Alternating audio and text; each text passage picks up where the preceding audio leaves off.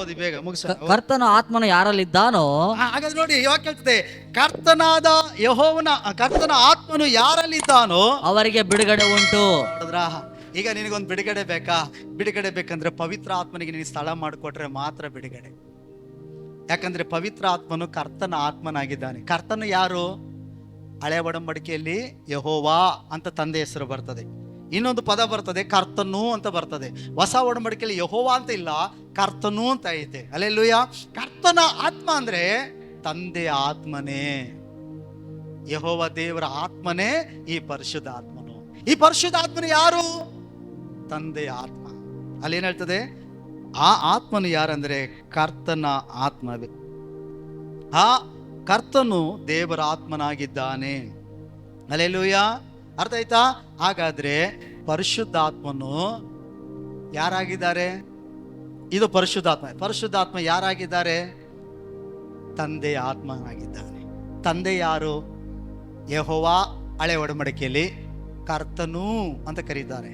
ಕರ್ತನ ಆತ್ಮವೇ ಪರಿಶುದ್ಧ ಆತ್ಮ. ಅರ್ಥ ಆಯ್ತಾಯ್ತಾ? ಅರ್ಥ ಆಯ್ತಾಯ್ತಾ ನಾನು ಹೇಳೋದು? ತ್ರೈಕತ್ವ ಬಗ್ಗೆ ಮಾತಾಡ್ತೀವಿ, ತಂದೆ, ಮಗ, ಪರಿಶುದ್ಧಾತ್ಮ ಅಂತ ಹೇಳ್ತೀವಿ. 3 ಜನ ಇಲ್ಲ, ಆದರೆ ಕರ್ತನು ಅಂದ್ರೆ ತಂದೆ, ಅವನ ಆತ್ಮನೇ ಪರಿಶುದ್ಧ ಆತ್ಮ. ಅರ್ಥ ಆಯ್ತಾ? ಹಾಗಾದ್ರೆ ತಂದೆ, ಮಗ, ಪವಿತ್ರ. ಮಗ ಏನಾಗಿದ್ದಾನೆ? ದೇಹವಾಗಿದ್ದಾನೆ. ತಂದೆ ಏನಾಗಿದ್ದಾನೆ? ಜೀವವಾಗಿದ್ದಾನೆ. ಆತ್ಮ ಏನಾಗಿದೆ? ಪರಿಶುದ್ಧತೆ ಐತೆ. ನನ್ನಲ್ಲಿ ನನ್ನ ನೋಡುವಾಗ ನಾನು ಪ್ರಪಂಚಕ್ಕೆ ಒಬ್ಬ ವ್ಯಕ್ತಿಯಾಗಿ ಕಾಣ್ತೀನಿ, ಆದ್ರೆ ನನ್ನಲ್ಲಿ 3 ವ್ಯಕ್ತಿತ್ವ ಐತೆ. ಹೌದಲ್ವಾ? 3. ಒಂದು ಹೊರಗಿನ ತೋರಿಕೆ, ಏನು? ದೇಹ. 2ನೇದಾಗಿ ಪ್ರಾಣ. 3ನೇದಾಗಿ ಸ್ವಾಮಿ ದೇವ್ರು ಏನ್ ಮಾಡಿದ್ರು? ಯೆಹೋವ ದೇವರು ಆದಾಮನನ್ನ ಮಣ್ಣಲ್ಲಿ ಉಂಟು ಮಾಡಿ ಜೀವ ಕೊಟ್ರಲ್ವಾ, ಬದುಕುವ ಪ್ರಾಣಿ ಆದ ಅಲ್ವಾ? ಹಾಗಾದ್ರೆ ನನ್ನಲ್ಲಿ 3 ತ್ರೈಕತ್ವ ಐತೆ. ಹೌದಲ್ವಾ? ತ್ರೈಕತ್ವದ ಬಗ್ಗೆ 3 ದೇವರಿದ್ದಾರೇನೋ ಅಂತ ತಿಳ್ಕೊಬೇಡ್ರಿ. ಈಗ ನೋಡಿ, ಫ್ಯಾನ್ ಏನ್ ನೋಡ್ತಾ ಇದೀವಿ? ದೇಹ ನೋಡ್ತಾ ಇದೀವಿ. ಫ್ಯಾನಾ? ಇದು ದೇಹ, ಮಗ. ಅರ್ಥ ಆಯ್ತಾ? ಮಗ. ಪರಿಶುದ್ಧಾತ್ಮ ಏನಾಗಿದ್ದಾರೆ? ಗಾಳಿ ಬರ್ತೈತಿ. ಈಗ ಗಾಳಿ ಬರ್ತೈತಿಲ್ಲ, ಆನ್ ಮಾಡಿದ್ರೆ ಗಾಳಿ ಅದೇ ಫ್ಯಾನ್ ತಾನೇ ಬರ್ತಾ ಇರೋದು, ಪರಿಶುದ್ಧಾತ್ಮ. ಅರ್ಥ? ತಂದೆ ಏನಾಗಿದ್ದಾರೆ? ಕರೆಂಟ್. ಕರೆಂಟ್ ಇಲ್ಲದೆ ಗಾಳಿ ಬರ್ತದಾ? ಹಾಗಾದ್ರಲ್ಲಿ ವಾಕ್ಯ ಏನ್ ಹೇಳ್ತದೆ? ಕರ್ತನ ಆತ್ಮವೇ, ಅಂದ್ರೆ ಕರ್ತನ ಒಳಗಡೆ ಮನಸ್ಸು, ಆತ್ಮವೇ ಪರಿಶುದ್ಧ ಆತ್ಮ. ಅದಕ್ಕೆ ದೇವರ ಆತ್ಮನು ಯಾರಲ್ಲಿದ್ದಾನೋ ಅವರಿಗೆ ಬಿಡುಗಡೆ ಅಂತೆ. ನಿಮಗೆ ಬಿಡುಗಡೆ ಹೆಂಗ್ ಸಿಗ್ತದೆ? ದೇವರ ಆತ್ಮನು ಯಾರಲ್ಲಿ ಸ್ಥಳ ಮಾಡಿಕೊಡ್ತೀರೋ ಅವರಲ್ಲಿ ಇದ್ರೆ ಬಿಡುಗಡೆ. ಅರ್ಥ ಆಯ್ತಾ? ದೇವರ ಆತ್ಮನ ಇದ್ರೆ ಮಾತ್ರ ಬಿಡುಗಡೆ. ಅಪೊಸ್ತಲ ಕೃತ್ಯಗಳು 10ನೇ ಅಧ್ಯಾಯ 38ನೇ ವಚನ. ದೇವರು ನಜರೇತಿನ ಯೇಸುವನ್ನು ಪವಿತ್ರಾತ್ಮನಿಂದಲೂ. ಯಾರಿಂದ? ದೇವರು ನಜರೇತಿನ ಯೇಸುವನ್ನು. ನೋಡಿ ಇಲ್ಲಿ ಗಮನಿಸಿ, ಈಗ ನೋಡ್ರಿ ಈಗ ಯೇಸು, ನಜರೇತಿ ಯೇಸು ಅಂತ ಛಾಯೆ, ಗುರುತು. ಹಾಗಾದ್ರೆ ದೇವರು ನಜರೇತಿನಾದ ಯೇಸುವನ್ನ ಪವಿತ್ರಾತ್ಮನಿಂದಲೂ. ಯಾರಿಂದ? ಪವಿತ್ರಾತ್ಮನಿಂದ, ಬಲದಿಂದಲೂ ಅಭಿಷೇಕಿಸಿದಂತೆ. ಯಾರಿಗೆ? ನಜರೇತಿನ ಯೇಸುವನ್ನ ಪವಿತ್ರಾತ್ಮನ ಅಭಿಷೇಕ, ಪವಿತ್ರಾತ್ಮನ ಬಲ ನಜರೇತಿನಾದ ಯೇಸುವಿನ ಮೇಲೆ ಬಂತಂತೆ. ಆಮೇಲೆ ದೇವರು ಆತನ ಸಂಗಡ ಇದ್ದದ್ದರಿಂದ, ನೋಡಿ, ದೇವರು ನಜರೇತಿನ ಯೇಸುವಿನ ಸಂಗಡ ಇದ್ದಿದ್ರಿಂದ ಆತನು ಉಪಕಾರಗಳನ್ನು ಮಾಡುತ್ತಾ ಸೈತಾನನಿಂದ ಬಾಧಿಸಲ್ಪಡ್ತಿದ್ದಂತ ಜನರನ್ನ ಗುಣ ಮಾಡುತ್ತಾ ಸಂಚರಿಸಿದನು. ಅರ್ಥ ಆಯ್ತಾ? ಹಾಗಾದ್ರೆ ನಾನು ನಿಮ್ಗೆ ಇಲ್ಲಿ ಒಂದು ವಿಷಯನ ತೋರಿಸ್ತೀನಿ ನೋಡಿ. ಅಲ್ಲಿ ವಾಕ್ಯದ ಪ್ರಕಾರ ನಜರೇತಿನಾದ ಯೇಸು ಯಾರು? ನಿನ್ನ ಹಾಗೆ ರಕ್ತಧಾರಿಯಾಗಿ ಮನುಷ್ಯನಾಗಿ ಬಂದಿದ್ದಾನೆ. ಮನುಷ್ಯ. ಪರಿಶುದ್ಧಾತ್ಮ ಇಲ್ಲ ಅಂದ್ರೆ ಇವರು ಸೈತಾನಿಂದ ಬಾಧಿಸಲ್ಪಡ್ತಿರೋ ಜನರನಿಗೆ ಬಿಡುಗಡೆ ಕೊಡಕ್ಕಾಗ್ತಿತ್ತಿಲ್ಲ ಯೇಸು ಸ್ವಾಮಿ. ಅರ್ಥ ಆಗ್ತಲ್ವಾ? ಯೇಸು ಸ್ವಾಮಿ ಕಣ್ಣಿಲ್ದವ್ರು ಕಣ್ಣು ಕೊಟ್ಟಿತ್ತು, ಕಿವುಡ್ರನ್ನ ಕಿವಿ ಕೇಳಂಗೆ ಸತ್ತವ್ರನ್ನ ಬದುಕಿತ್ತು, ದೆವ್ವಗಳು ಮಾಟಗಳು ಸತ್ತವ್ರನ್ನ ಬದುಕಿತ್ತು. ಎಲ್ಲ ವಾಕ್ಯ ಹೇಳ್ತದೆ. ಈ ನಜರೇತಿನಾದ ಯೇಸುವನ್ನ ದೇವರು ಪವಿತ್ರಾತ್ಮನಿಂದಲೂ ಬಲದಿಂದಲೂ ತುಂಬುದನಂತೆ. ಈ ಪವಿತ್ರಾತ್ಮ ಇಲ್ಲ ಅಂದ್ರೆ ಯೇಸು ಏನೂ ಇಲ್ಲ. ನಾನು ಹೇಳ್ತಾ ಇರೋದು ಅರ್ಥ ಆಯ್ತಾಯ್ತಾ? ಯೇಸು ಏನಿಲ್ಲ, ನನ್ನ ಹಾಗೆ ನಿನ್ನಾಗೆ ಮನುಷ್ಯನ ಥರ ಕಾಣ್ತಿದ್ರು. ಇನ್ನು ನಿಮಗೆ ಮುಂದೆ ಹೋಗಿ ಹೇಳ್ಬೇಕಂದ್ರೆ ಈ ಯೇಸು ಸ್ವಾಮಿ ಈ ಭೂಮಿಗೆ ಬರಕ್ಕೆ, ಮರಿಯಳ ಗರ್ಭದಲ್ಲಿ ಬರಕ್ಕೆ ಕಾರಣನೇ ಈ ಪವಿತ್ರಾತ್ಮನು. ಇದು ಹೆಂಗೆ ಪಾಸ್ಟರ್ ಅಂತೀರಾ? ಅಲ್ಲಿ ನೋಡಿ, ಒಂದನೇ ಅಧ್ಯಾಯ ನೋಡಿ, ಲೂಕನ ಬರೆಸುವಾರ್ತೆ 1ನೇ ಅಧ್ಯಾಯ. ಬರ್ಕೋಬೇಕು, ಯವನಸ್ಥ ಮುಂದೆ ಕೂತಿರೋ ನೋಡಿ, ಸುಮ್ಮನೆ ಇರೋದಲ್ಲ. 1ನೇ ಅಧ್ಯಾಯ ಅಲ್ಲಿ ಏನು ಹೇಳ್ತದೆ? 35ರಲ್ಲಿ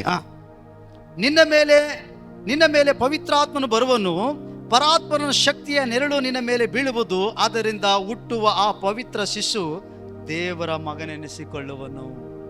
ಅರ್ಥ ಆಯ್ತಾ? ಯಾರಿಗೆ ಹೇಳ್ತಾ ಇರೋದು? ಮರಿಯಳಿಗೆ. ಅಯ್ಯ ಅಮ್ಮ, ಅರ್ಥ ಆಯ್ತಾ? ಯಾರಿಗೆ ಹೇಳ್ತಾ ಇರೋದು? ಮರಿಯಳಿಗೆ ಏನ್ ಹೇಳ್ತಿದ್ದಾನೆ? ದೇವದೂತ ಗಬ್ರಿಯೇಲ್ ದೇವದೂತ, ಪವಿತ್ರಾತ್ಮನ ನೆರಳು ನಿನ್ನ ಮೇಲೆ ಬೀಳುವುದು, ಪವಿತ್ರಾತ್ಮನ ಶಕ್ತಿ ನಿನ್ನ ಮೇಲೆ ಬರುವಾಗ ನೀನು ಗರ್ಭವನ್ನು ಧರಿಸಿಕೊಂಡು ಪರಿಶುದ್ಧವಾದ ಶಿಶುವಿಗೆ ಜನ್ಮವನ್ನು ಕೊಡ್ತೀನಿ. ಹಾಗಾದ್ರೆ ಈ ಪವಿತ್ರಾತ್ಮನು ನಾನೇ ಮರಳಿ ಅನ್ಕೊಳ್ಳಿ, ನನ್ನ ಗರ್ಭದೊಳಗೆ ಬರಕ್ಕೆ ಇವನ್ ಕೈ ಇಟ್ಕೊಳ. ಯೇಸು ಸ್ವಾಮಿಯನ್ನ ಪರಲೋಕದಿಂದ ಭೂಲೋಕಕ್ಕೆ ಇದೇ ಪವಿತ್ರ ಆತ್ಮನೇ ಕರ್ಕೊಂಡ್ ಬಂದಿತ್ತು. ಅರ್ಥ ಇದೆ ನಾನು ಹೇಳೋದು? ಈ ಪವಿತ್ರಾತ್ಮ ಇಲ್ಲ ಅಂದ್ರೆ ಯೇಸು ಸ್ವಾಮಿ ಒಬ್ಬ ಮನುಷ್ಯನಾಗಿ ಕಾಣಲ್ಪಡ್ತಿದ್ರು. ನಿಂತ್ಕೊಳ್ಳಪ್ಪ, ಮನುಷ್ಯನಾಗಿ ಕಾಣಲ್ಪಡ್ತಿದ್ರು. ಅರ್ಥ ಆಯ್ತಾ? ಹಾಗಾದ್ರಲ್ಲಿ ವಾಕ್ಯ ಹೇಳ್ತದೆ, ಕರ್ತನ ಆತ್ಮನು ಯಾರಲ್ಲಿದ್ದಾನೋ ಅವರಿಗೆ ಬಿಡುಗಡೆ. ಹಾಗಾದ್ರೆ ಇನ್ನೊಂದು ವಿಷಯ ಅರ್ಥ ಮಾಡ್ಕೊಳ್ಳಿ, ಇವರು ನಜರೇತಿನ ಯೇಸು ಮನುಷ್ಯ ಆಕಾರದಲ್ಲಿರೋರು, ಇವರು ನಾನು ನೀನು ಮನುಷ್ಯ, ಇವನು ಮನುಷ್ಯ. ಅರ್ಥ ಆಯ್ತಾಯ್ತಾ? ಗಮನಿಸಿ, ಲಾಸ್ಟ್ನೇದಾಗ ಗಮನಿಸ್ರಿ. ಇವರು ಯಾರು? ಬಾಯಿ ತೆಗೆದು ಹೇಳಿ, ಯಾರು ಇವರು? ನಜರೇತಿನಾದ ಯೇಸು ಮನುಷ್ಯನ ಆಕಾರದಲ್ಲಿದ್ದಾರೆ. ಇವರು ಯಾರು? ನಾನು ನೀವು ಮನುಷ್ಯ, ಸಂಪೂರ್ಣ ಮನುಷ್ಯ. ಯಾರು ಇವರು? ಸಂಪೂರ್ಣವಾದ ಮನುಷ್ಯ. ಅರ್ಥ ಆಯ್ತಾ? ಈಗ ಅಲ್ಲಿ 10ನೇ 38ನೇ ವಚನದಲ್ಲಿ ದೇವರು ನಜರೇತಿನ ಯೇಸುವನ್ನು ಯಾರನ್ನಿಂದ ಅಭಿಷೇಕಿಸಿದ್ರು, ಬಲ ಕೊಟ್ಟರು? ಪವಿತ್ರ ಆತ್ಮನಿಂದ ಬಲ ಕೊಟ್ಟು ಸೈತಾನಿಂದ ಬಾಧಿಸಲ್ಪಡೋರನ್ನ ಬಿಡುಗಡೆ ಮಾಡಿದ್ರು. ಅರ್ಥ ಆಯ್ತಾ? ಅರ್ಥ ಆಯ್ತಾ? ಪವಿತ್ರ ಆತ್ಮನ ಏನಾಗಿದ್ದಾನೆ?